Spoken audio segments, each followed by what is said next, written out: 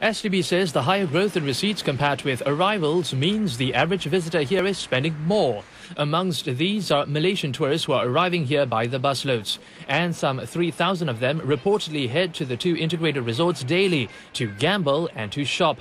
But Malaysian politicians have raised concerns over the outflow of money from their country, estimating that Malaysians spent 3 million Sing dollars per day on gaming in Singapore. When they come to Singapore, they look at the map. They will see the bigger countries surrounding us. So they are directly benefiting from the overspilling effect of our IR-driven tourism. So if they look long-term, instead of complaining, those tourists come into Singapore, they should get themselves prepared for more tourists. While Singapore's IRs have been a huge success, some industry watchers say the Republic must be on guard from increasing competition. Macau is an example where they first started out really just gambling casinos and more casinos. But more recently, they're also adopting an integrated resort type of approach towards the whole gaming industry as well, mainly because they have seen how the two IRs here has turned out and how well it seems to be working at this juncture.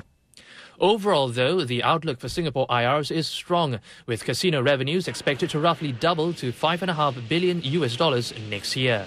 The tourism hub is the mother of all hubs.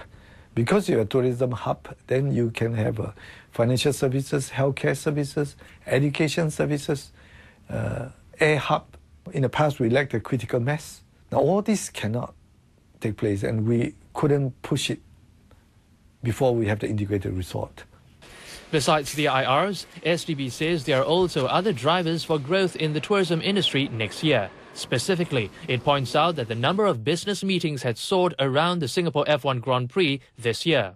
Singapore is already a base for many companies who want to do business in Asia, but who are looking for a base to put their business. So because we are already a base for businesses like banks, like manufacturing companies, like consumer-related companies, there is already a natural pool of what I call potential corporate clients who can then use the F1 platform.